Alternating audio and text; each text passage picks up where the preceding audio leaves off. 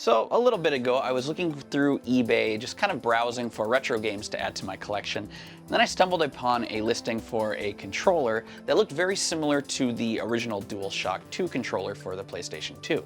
The controller had Sony and PlayStation branding on it. It was packed in what appeared to be OEM packaging, and yet this listing said that the controller was wireless. Now, being very curious about this and almost certain that Sony never actually made an official wireless controller for the PlayStation 2, I had to pick it up for myself to check it out. What I expected to be just a cheap, shoddy bootleg controller ended up surprising me.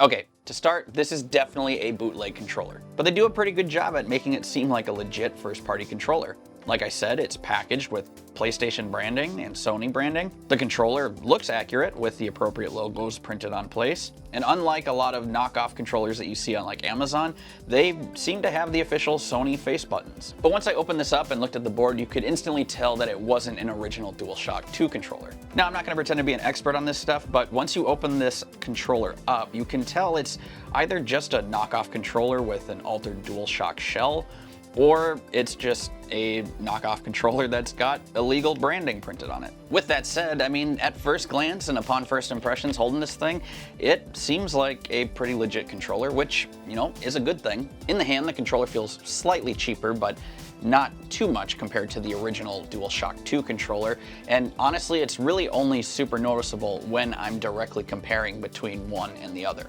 Button-wise, everything just feels ever so slightly stiffer on this controller compared to an original controller. Compared to the original DualShock 2 controller, the face buttons and the D-pad are just a tiny bit taller.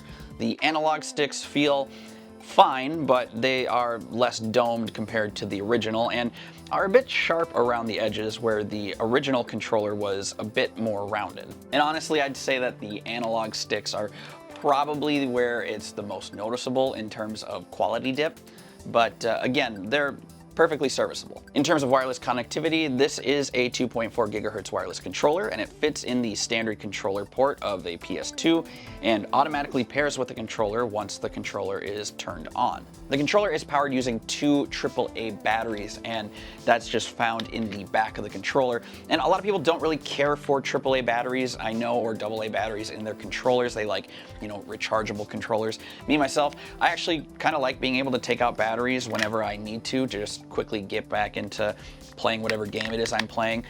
If you want something more convenient, reusable, rechargeable, just get yourself a couple of AAA batteries, some rechargeable ones, and you'll be good to go. Now, I've been using this controller for maybe a week and a half to 2 weeks, and so far I don't really have any major complaints. In terms of responsiveness, it's been perfectly serviceable in games like Star Wars Battlefront 2 or playing Jak and Daxter, and the convenience of wireless is really nice. However, like I said, it does feel cheaper in the hand compared to my actual DualShock 2 controller. Everything from the shell to the L and R buttons, it just feels a little bit cheaper than the real thing. And you know, funny enough, I let my 10-year-old son use this controller for a little while, and compared to the original wired controller, he actually really prefers this one. You know, just having no wire is a big deal for him, and as far as quality goes, he didn't really notice much of a difference. I should also note, just like a regular DualShock 2 controller, it also works with the original PlayStation if you have one. The controller does offer rumble support, although the rumble is a little weak. And really the main thing separating this from the original PlayStation 2 controller is its lack of pressure-sensitive buttons. And I know that can be a huge deal breaker for some who like to play racing games and whatnot, but honestly for me, it's not that big of a deal because really the only game that I play that takes advantage of pressure-sensitive buttons is games like Gran Turismo or Metal Gear Solid 3, and I can still make do just fine without that.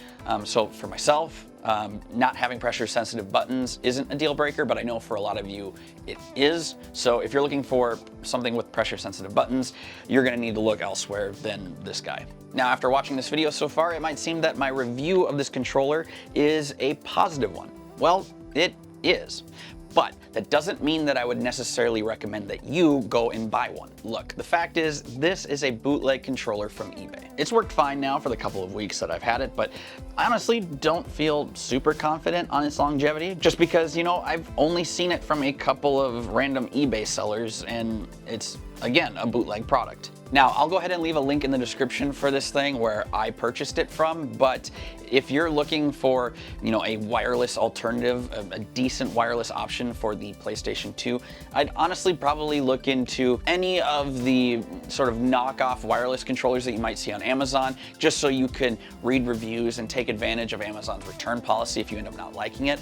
But as far as me, I would probably recommend something like the Defender from Retro Fighters. That's a pretty solid wireless option, and that one actually has pressure sensitive buttons. So if you want to check out that controller, I'll go ahead and leave that in the description for you as well. But yeah, that about does it for this one, everyone. Thank you as always for watching the video and checking out the channel. We recently hit 13,000 subscribers, and I know the content is kind of a drip feed and just kind of sporadic, but we really do appreciate everyone who has stuck around and helped this channel grow. It's a big deal to us, really. Thank you. As always, if you want to see more content like this, please do let us know by hitting a like button and drop a comment down below on what the PS2 means to you. What's your favorite game for the PlayStation 2? And if you happen to have a third-party controller, what controller are you using? I'd love to hear them all in the comments down below. But yeah, that's enough rambling out of me. Thank you again so much for watching. My name is Blake, and until next time, y'all have a good one.